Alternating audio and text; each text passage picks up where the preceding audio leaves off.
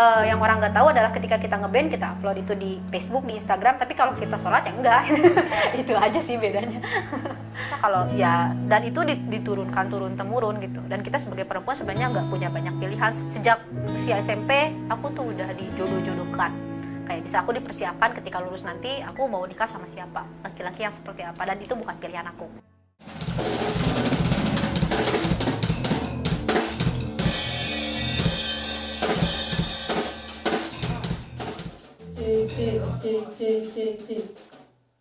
Cek 1 2.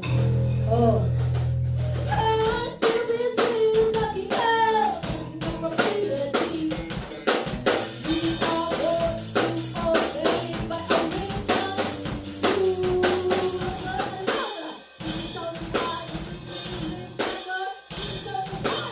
Ke Abah Erza sih, manajer aku sekaligus mentor aku, dia yang ngajarin aku drum dari nol. Jadi sebenarnya beliau adalah benar-benar yang ngajarin musik aku dari nol dengan sabar. Apalagi kita dulu belum punya pengetahuan tentang musik, nggak ada keturunan musisi, jadi benar-benar blank gitu, nggak ngerti musik sama sekali. Dan aku mau ngucapin terima kasih buat si Abah. Yang pertama banget sih Abah ngenalin musiknya itu Red Hot Chili Peppers. Terus Abah nyuruh kayak coba ulik, dengerin bassnya, terus ulik. Terus pas udah bisa, udah ngulik, kayak berasa, keren juga ya gitu. Lumayan banyak ditolak sih. Kayak misalnya di sekolah kan kalau latihan berisik gitu kan, sampai nggak dimarahin sih, cuman kayak dicabut kabel buat itunya, listriknya cabut, udah berhenti, berisik katanya gitu. Terus kalau aku di bass gitu, kalau di bass pas waktu mau festivalan itu, jadi ada bassis senior yang ngomong, apaan main bassnya jelek, terus kok main slapnya posisi tangannya kayak gitu. Dulu cuma ke si Abah aja ngadu, bahwa aku dibilang jelek gitu, si Abah yang enggak, itu mah cuma bercanda katanya. Jadi dulu tuh benar-benar kayak diem aja gitu, gak punya keberanian buat membalas gitu. Iya, teman-teman sama Abah Marta Siti suka kayak, jangan didengerin, mending dibuktiin aja gitu, latihan aja yang bener, yang serius, terus buktiin ke mereka kalau kamu bisa. Karena 2014 itu gak punya mimpi buat terkenal atau apa, jadi main musik tuh bener-bener gak dijadiin beban. Kalau keluarga aku responnya awal waktu itu kakak perempuan sih, dia bilang kalau jadi musisi kesananya itu bakal jadi apa, karena di kamu kan musisi itu dianggap pengangguran gitu, jadi gak punya masa depan, madesu masa depan suram. Jadi terus waktu itu aku ingat aku suruh kakak aku buat jemput ke sekolah, karena aku gak butuh-butuh amat buat dijemput, supaya dia lihat kegiatan aku sehabis pulang sekolah itu ngapain. Dan ternyata waktu itu dia nyaksiin aku lagi latihan band sama mereka. Dan setelah itu dia bilang ke orang tua, dia sendiri yang bilang kalau ternyata si Eis ini tuh sekolahnya tuh yang dia lakuin tuh positif gitu, sama kayak anak-anak lain gitu, sama kayak anak ekskul yang lain gitu. Aduh. Sama sih, nggak langsung ngizinin ya. Jadi awalnya itu kayak yang bayangan aku di bayangan mama itu bukan kayak gini, bukan yang ngeband gitu, bukan kayak gitu. Jadi kayak lebih ke jadi perempuan yang baik-baik aja, yang ngaji, Lebih soft. Ya. Terus pas tahu ternyata aku band-bandan, ya lumayan parah juga sih. Kita sempat kecewa sih, jadi kita tuh tadinya merasa keren gitu, wah kita bisa main alat musik gitu, ngeband gitu. Terus karena kita kan sering upload kayak di Facebook gitu-gitu, terus banyak orang-orang dari luar kota yang muji gitu, apresiasi. Tapi pas tahu bahwa respon orang terdekat di kita tuh kayak gitu kurang nerima, kita kayak loh kok gitu. Dan biasanya alasan yang mereka pakai itu adalah pasti akan jelek gitu, pasti gak ngaji, pasti gak sholat gitu, kayak gitu pergaulannya kayaknya bebas gitu. Padahal ya kita ngeband, kita ngeband di sekolah ya ngeband gitu, pulang ke rumah ya kita jadi kita lagi gitu, kita ngaji, kita sholat gitu. Yang mungkin yang orang nggak tahu adalah ketika kita ngeband kita upload itu di Facebook, di Instagram, tapi kalau kita sholat ya enggak. Itu aja sih bedanya. And has got happy or sad? Yeah, she is happy. She's happy because she's shocking too. She's shocking too. Yang sebenarnya ada ongoing tanda tangan kalian ya. Oh, ya. Spidolnya udah di untuk itu kalian. Semoga ini pertemuan pertama tidak menjadikan Udah ada tim lagi. Ada tim lagi. Yang galak Widi galak. Widi galak. Kamu juga, Marsha juga galak. Kamu juga. Enggak. Ada masanya. Ada masanya. Kalau yang mellow Siti yang paling mellow. Yang paling disiplin kayaknya Marsha deh. Dalam saat-saat tertentu. Dalam saat-saat tertentu. Dalam waktu lain didisiplinkan. Iya, terpaksa. Paling sering masalah makanan. Ya. Makanan. Enggak sih masalah sepele-sepele gitu. Iya. Kayak misal apa ya sepelenya? Jadi kalau aku masih karena aku orangnya baperan, Ya kebentak kebentak dikit. Iya. Jadi gampang kayak nggak enak nih. Tadi dia misalnya ngomongnya agak ngegas kayak gitu. Iya. Gitu. Kaget awal banget, kaget pas awal-awal aja sih. Jadi kayak mungkin kurang terbiasa karena kan ketika misal kita udah makin dikenal, udah banyak orang tahu kan. Jadinya kayak kemana-mana, terus orang-orang tiba-tiba nyapa gitu padahal kita nggak tahu mereka siapa. Terus sekecil apapun hal yang kita lakukan jadi obrolan gitu. Kayak gitu-gitu sih kagetnya. Selebihnya udah biasa aja. Jadi nggak niatnya nggak pengen terkenal gitu, nggak. Jadinya buat senang-senang aja. Buat senang-senang aja gitu. Karena diem di rumah pusing gitu. Terus banyak inilah tekanan. Jadinya pas nemu musik kayak nemu bidang yang cocok gitu. iya, untuk meluapkan emosi. Meluapkan emosi remaja saat itu. Sekarang udah nggak remaja. Sekarang udah habis masanya. And this is how the voice getting stronger on louder. It's the right to live softly, but why do people ignore it? They are still busy talking tall, dressing appropriately. Ya, banget sih, itu kerasa banget. Karena kita sebetulnya jujur banyak kagetnya, karena yang terlihat dari luar tuh nggak seindah itu gitu ketika kita udah masuk di dalamnya.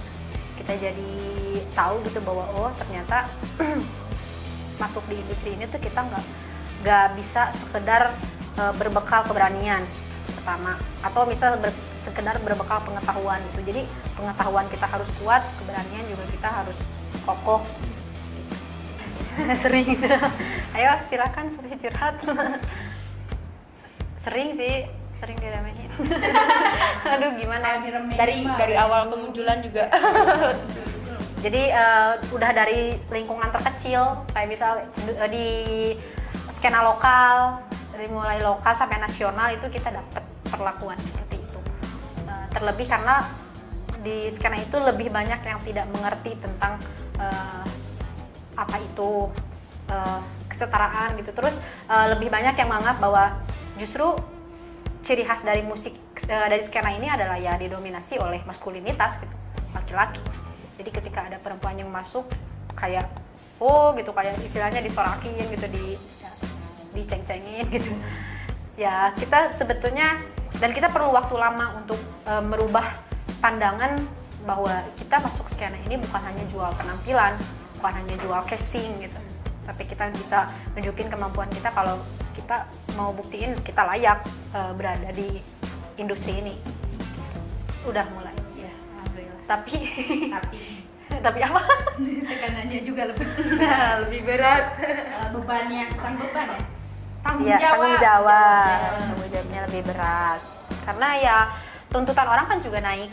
Ketika kita misal sekarang les gitu, kemampuan kita udah naik, mulai dari skill bermusik, public speaking dan pengetahuan lain, ekspektasi orang juga naik gitu. Jadi sekarang yang seremnya kan orang-orang taunya kita komplit gitu, serba komplit gitu. Musik bagus gitu. Terus apalagi kita kan jago bawa isu gitu. Terus oh ini udah pasti pengetahuannya segala macam gitu. Padahal ya ada titik di mana kita tuh stuck juga.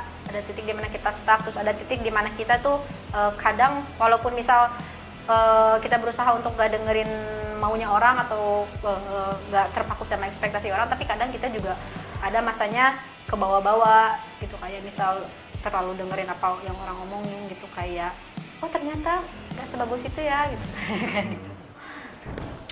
Yang kamu apa yang Fisik. yang kamu bawa kayak stiker karena nggak apa sih diambil dari situ. Ya.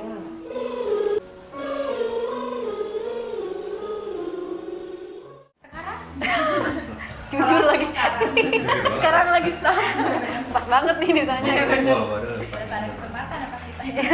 Tapi syukurnya sih kita sebenarnya giliran sih. Jadi kalau misalnya Siti stuck, aku sama Widi diusahakan untuk harus sadar, harus tetap jalan gitu. Karena ketika misal ada satu atau dua yang stuck, yang lain sisanya itu harus tetap bisa jaga ritme. Jadi kita nggak bisa berhenti semua. Itu ya 2020 tuh jadi tahun terberat untuk VOB lah, istilahnya untuk kita pribadi secara individual gitu.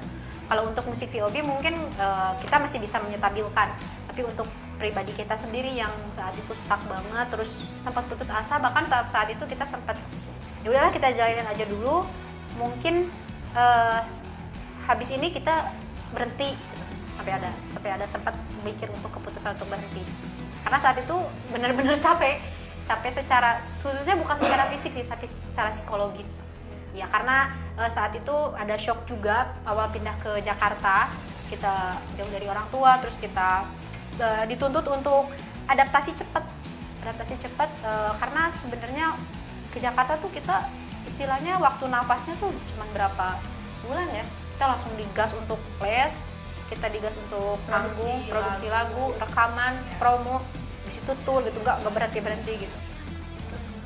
All of them mostly ask me about our hijab. It makes me feel like I'm coming here for fashion show. Not only because they just focus only to our appearance.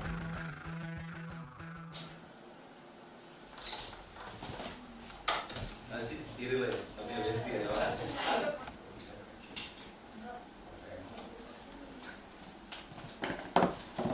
Siapa?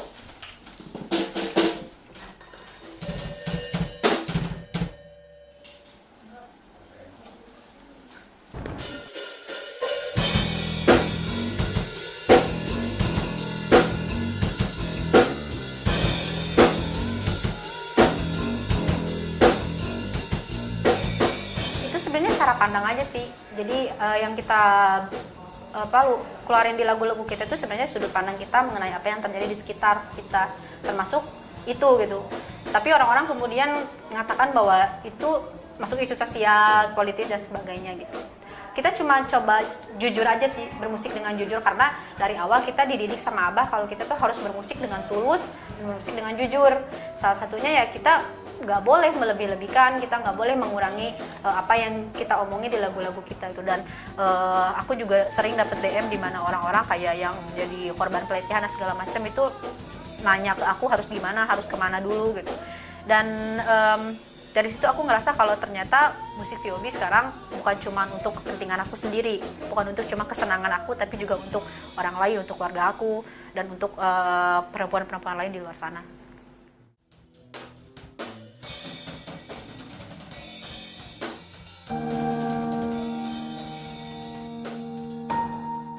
Awalnya justru enggak.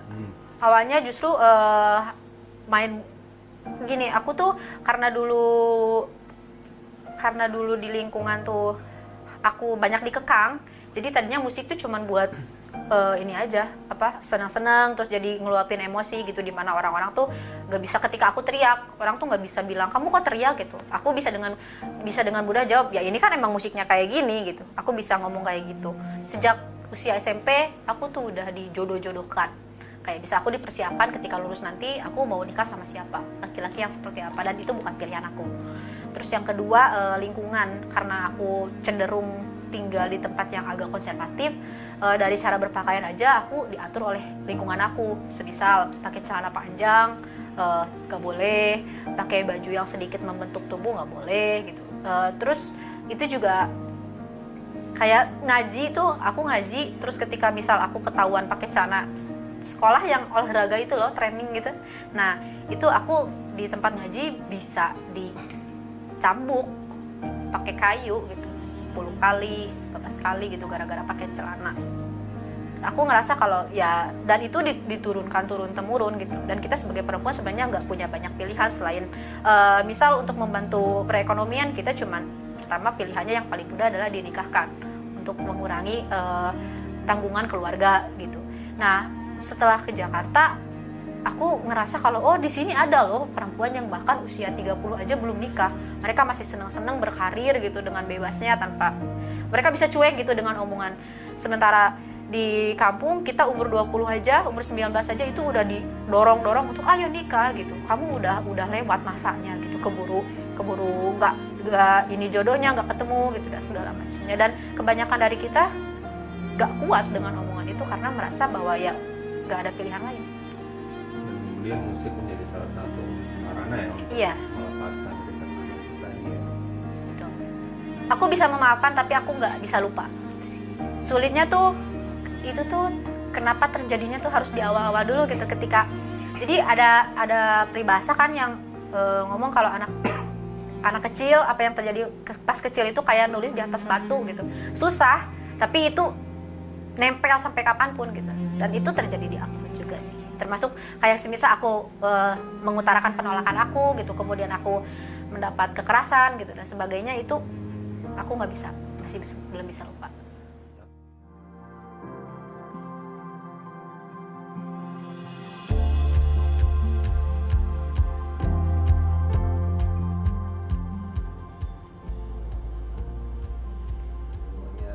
Ada sih, banyak yang ngikutin juga.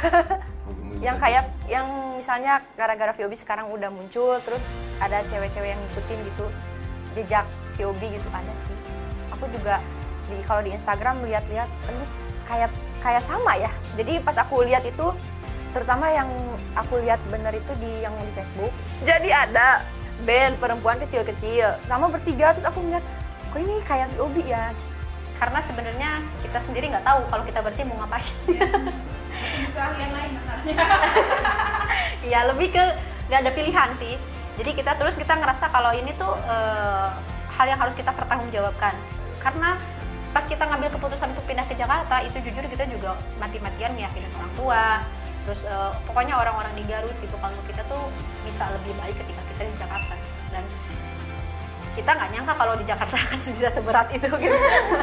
Dan sampai sini kita mikir ya udah, kita harus tanggung jawabin apa yang udah jadi pilihan kita. Makanya ya lanjut aja.